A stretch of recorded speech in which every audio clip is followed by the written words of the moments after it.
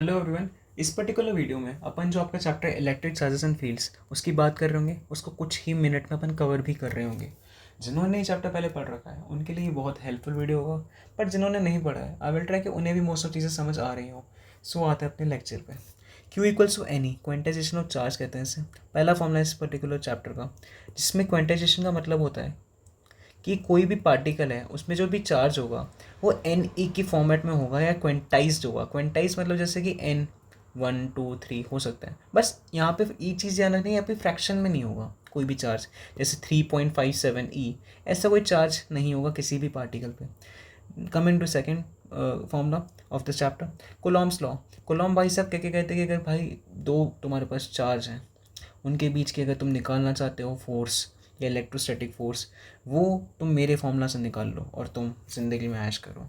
बस वो इतना क्या क्या कहते हैं कि जो भी फोर्स है वो K Q1 Q2 upon r square, इससे दो चार्ज पार्टिकल के बीच का इलेक्ट्रोस्टैटिक फोर्स आ जाएगा, जहाँ पे K ऑब्वियसली इलेक्ट्रोस्टैटिक कांस्टेंट है जिसकी वैल्यू है 9 × 10⁹। अब तीसरा फॉर्मूला इस चैप्टर का इलेक्ट्रिक फील्ड। इलेक्ट्रिक फील्ड अपन कैसे निकालते हैं, कोई भी फोर्स है जो अपन ने यहाँ से निकाला, उसको जो भी गिवन चार्ज है उससे डिवाइड कर दो, तुम्हारी इलेक्ट्रिक फील्ड आ जाएगी।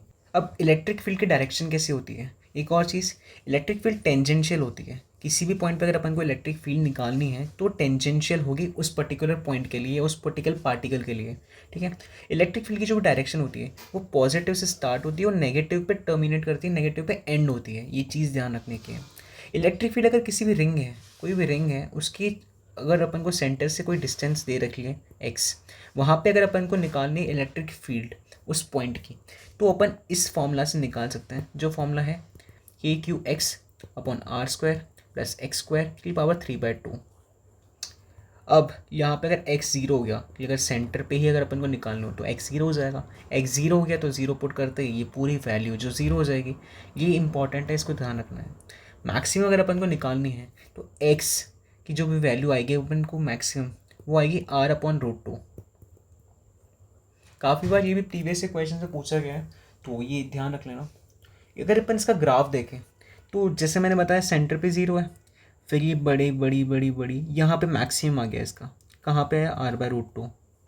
बट फिर ये डिक्लाइन करेगी क्योंकि x जैसे से बढ़ेगा वो डिनोमिनेटर बढ़ेगा, तो इलेक्ट्रिक फील्ड आपका कम हो जाएगा। बस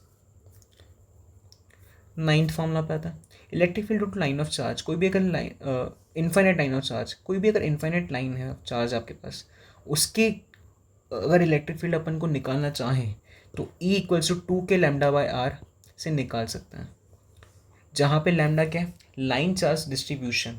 लाइन चार्ज डिस्ट्रीब्यूशन आप डिटेल वीडियो में देख लेना, या अगर आपने पहले नहीं पढ़ा हो तो आप बस अभी याद रख लो। चार्ज इक्वल्स टू λ × L, तो अगर अपन को लैम्डा निकालना है तो dQ/dL से निकाल सकते हैं। इसका ग्राफ भी इम्पॉर्टेंट है, ये 1/r से वैरी कर रहा है तो ये रेक्टेंगुलर हाइपरबोला होता है। 11th फॉर्मूला पे आता है, इन्फिनिट शीट ऑफ चार्ज। ये क्या था, इन्फिनिट लाइन ऑफ चार्ज। अब यहाँ पे क्या है, इन्फिनिट शीट ऑफ चार्ज। तो भाई कोई भी शीट है तुम्हारे पास इनफाइनाइट, उसके कारण अगर अपन को इलेक्ट्रिक फील्ड निकालनी है तो σ/2ε0।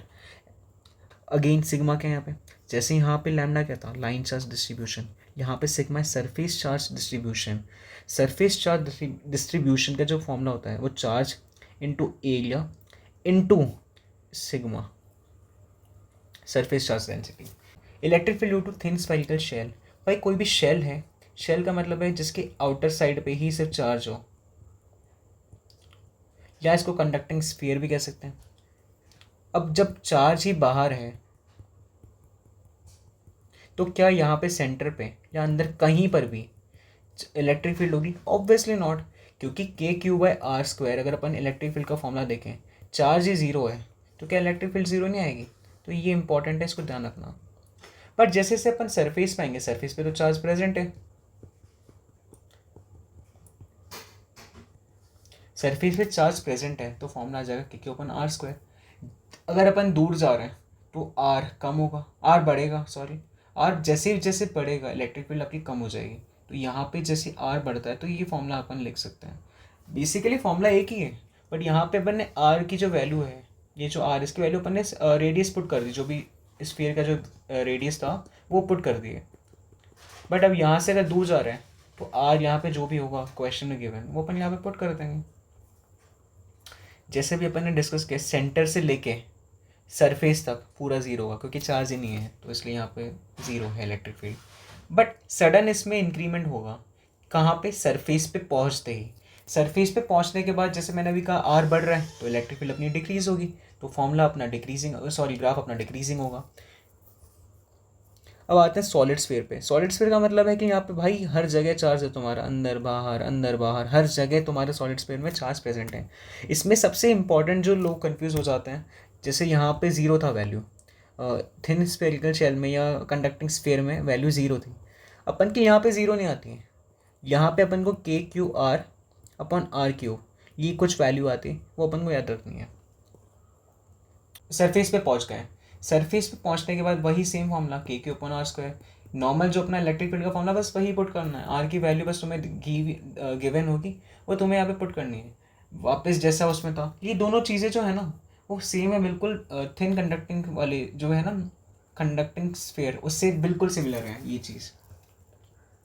इसका ग्राफ कैसा होगा, यहाँ पे ज़ीरो नहीं होगा, जैसे जो पहले वाला था कंडक्टिंग स्फीयर उसमें ऐसा था, ऐसा ग्राफ था। बट यहाँ पे ऐसा नहीं है क्योंकि यहाँ पे सेंटर में चार्ज है, अंदर हर जगह चार्ज है, क्योंकि ये हर जगह चार्ज है, नॉन कंडक्टिंग है, अंदर बाहर हर जगह चार्ज है। हर जगह चार्ज है तो फॉर्मूला में अपन जीरो पुट नहीं कर रहे होंगे चार्ज की जगह, यहाँ पे अपन पहले जीरो पुट कर रहे थे ना, तभी जीरो आ रही थी इलेक्ट्रिक फील्ड, बट यहाँ पे जीरो होगा नहीं। अब आते हैं भाई बहुत इंपॉर्टेंट टॉपिक डायपोल पे। डायपोल का मतलब होता है कि भाई तुम्हारे पास दो चार्जेस हैं, एक क्यू एक माइनस क्यू, इसके जो बीच की जो डिस्टेंस है वो लेट से डी है, इनके बीच की डिस्टेंस और एक पर्टिकुलर चार्ज का जो प्रोडक्ट होता है उसको अपन इलेक्ट्रिक डायपोल कहते हैं। इलेक्ट्रिक डायपोल क्या होता है, Q into distance between charges, वो अपनी आ जाती है डायपोल मूवमेंट। डायपोल को पी से रिप्रेजेंट किया जाता है। अगर एक्सियल लाइन जैसे ये प्लस क्यू है और ये माइनस क्यू, ठीक है, अब इसी एक्सिस पे अगर तुम्हें निकालना हो कि डायपोल कितना आएगा, वो इस फॉर्मूला से आएगा कि 2kp अपॉन आर क्यूब। कि एक्सियल पॉइंट पे डायपोल अगर अपन को निकालना हो, एक्सियल पॉइंट पे अगर अपन को इलेक्ट्रिक फील्ड निकालनी हो डायपोल के थ्रू, तो वो आ जाएगी 2kp upon r cube. But वहीं इस डायपोल के परपेंडिकुलर इक्वेटोरियल लाइन पे, वहाँ पे क्या होगा, इलेक्ट्रिक फील्ड माइनस के पी अपन आर क्यूब। ये इंपॉर्टेंट है क्योंकि यहाँ पे एक माइनस नेगेटिव फॉर्मूला भी आ रहा है, तो यूएस तुम कंफ्यूज ना हो जाओ, तो इसलिए तुम ये चीज़ या ये फॉर्मूला याद रख लेना क्योंकि इस पे क्वेश्चन मोस्टली बनते हैं इक्वेटोरियल पॉइंट पे। अब आते हैं नेक्स्ट फॉर्मूला पे, electric field due to dipole at any point. अभी यहाँ पे अपन ने डिस्कस किया कि अगर एक्सियल पॉइंट पे हो तो क्या होगा, इक्वेटोरियल पॉइंट पे हो तो क्या डायपोल होगा। बट यहाँ पे लेट से यहाँ पे है पॉइंट, ना अभी एक्सियल है ना इक्वेटोरियल है, यहाँ पे बस अपन को देखना है एंगल कितना बना रहा है, उस एंगल को यहाँ पे अपन को पुट करना है इस फॉर्मूला में, और डायपोल अपन निकालेंगे यहाँ से जो भी चार्ज है, जो डिस्टेंस है, क्यू इंटू आर से डायपोल आ गया, वो डायपोल की वैल्यू यहाँ पे पुट करके अपन यहाँ पे निकाल लेंगे कि जो भी अपना इलेक्ट्रिक फील्ड होगा वो k p upon r cube √1+3 cos square theta से आ जाएगा। अब एक चीज़ आती है कि जो भी फोर्स है डायपोल पे कितना लग रहा होगा, इस डायपोल पे फोर्स कितना लग रहा होगा, नेट फोर्स। अब एक चीज़ बताओ, अगर यूनिफॉर्म इलेक्ट्रिक फील्ड है वहाँ पे अगर मेरा डायपोल रखा हुआ है तो क्या फोर्स ज़ीरो नहीं हो जाएगा, क्योंकि इस पर भी सेम इलेक्ट्रिक फील्ड लग रही है, इस पर भी सेम इलेक्ट्रिक फील्ड लग रही है। तो एफ जो होगा 1 2 का, मैं इसको 1 मान रहा हूँ, Q1 और Q2, F12 का मतलब होता है फोर्स ऑफ 1/2, ठीक है। ये बस वन शॉट है, तो मैं एक्सपेक्ट करूँगा कि आपको मोस्ट ऑफ चीज़ें आती होंगी, तो इसलिए मैं हर इतना डिटेल में नहीं जा रहा हूँ, ये बस एक रिवीजन वीडियो है। और ये जो नोट्स हैं ये मैं कमेंट सेक्शन में पिन कर दूँगा, आप वहाँ से डाउनलोड भी कर सकते हो। F12 प्लस F21, सेकेंड का फोर्स ऑन 1, इसका मतलब क्या है, force of 1 on second particle या सेकेंड चार्ज। ये अगर अपन को निकालना है वो जो कि आएगा F नेट, F नेट ये होगा कि जो जितना भी फोर्स लग रहा है वो अपन को कैलकुलेट करना है।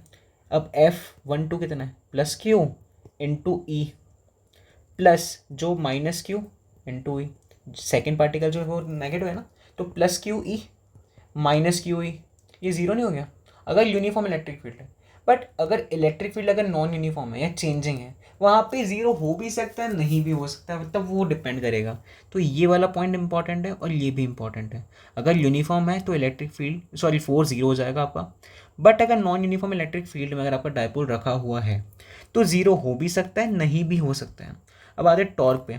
टॉर्क अपना डायपोल का कितना होगा, पी ई साइन थीटा। ये डायरेक्ट याद रखो, डायरेक्ट फॉर्मूला इससे बन जाएगा आपका और आप क्वेश्चन सॉल्व कर पाओगे। Work done in rotating dipole करना है, उसका वर्क डन कितना होगा, इस वर्क से मैं उसको रोटेट कर पाऊंगा। ये अपन किस फॉर्मूला से निकालेंगे, वर्क डन जो भी आएगा माइनस पी डॉट ई, तो minus P E sine theta भी लिख सकते हैं। अब आते हैं फाई, इलेक्ट्रिक फ्लक्स। बहुत ज़्यादा इंपॉर्टेंट है ये, इस बार क्वेश्चन आ ही सकता है इस पर। ई डॉट ए ये आपका फ्लक्स होता है। अब डॉट प्रोडक्ट है अगेन, तो इस पे अपन क्या लिख सकते हैं, ये कॉस थीटा। ई जहाँ पे आपकी इलेक्ट्रिक फील्ड है, ए यहाँ पे एरिया नहीं है, ए यहाँ पे एरिया वेक्टर है। एरिया वेक्टर का मतलब है कि जो वो परपेंडिकुलर टू एरिया है। लेट से अगर मैं कहूँ क्वेश्चन में दिया हुआ हो कि आपका एरिया परपेंडिकुलर है इलेक्ट्रिक फील्ड के, तो उस कंडीशन में फाई कितना होगा या फ्लक्स कितना होगा। अब मेरे होनहार बालक क्या करेंगे, ई ए कॉस थीटा, ई ए कॉस 90, ये आ गया और ये आपका हो गया -1। एरिया भाई आपका दिया हुआ है परपेंडिकुलर, एरिया वेक्टर थोड़ी, इसका एरिया जो भी होगा वो इसके परपेंडिकुलर होगा। इसका एरिया सिर्फ ये नहीं है, इसके परपेंडिकुलर होगा। वो एरिया वेक्टर है, वो आपको वो रखना है यहाँ पे। एरिया वेक्टर तो पैरेलल हो गया ना इलेक्ट्रिक फील्ड के, जो तो ये चीज़ ध्यान रखने की है। गॉस लॉ, अब गॉस लॉ पे आते हैं, ये आखिरी फॉर्मूला है इस चैप्टर का। गॉस लॉ में ये बस एक सिंपल सी डेरिवेशन है या डिराइव किया हुआ है कि q upon epsilon naught equals to integration of E dot d A. बस सिंपल से बस। सो आई होप आपको मोस्ट ऑफ चीज़ें समझ आई हो। अगर आई हो तो please let me know in the comment section. अगर आप चाहते हैं कि मैं इसके कुछ क्वेश्चंस भी लाऊँ, सो डू टेल मी और रिव्यू देना। आई होप आपको मोस्ट ऑफ चीज़ें समझ आई होंगी। ये डिटेल वीडियो नहीं था तो इसलिए मैंने ज़्यादा डीप में बातें नहीं की इसमें या ज़्यादा चीज़ें एक्सप्लेन नहीं करी हैं। ये बस एक वन शॉट है, रिवीजन वीडियो है आपकी हेल्प के लिए। That's it. आई होप आप अपने एग्ज़ाम में अच्छा परफॉर्म करें। So thank you so much everyone.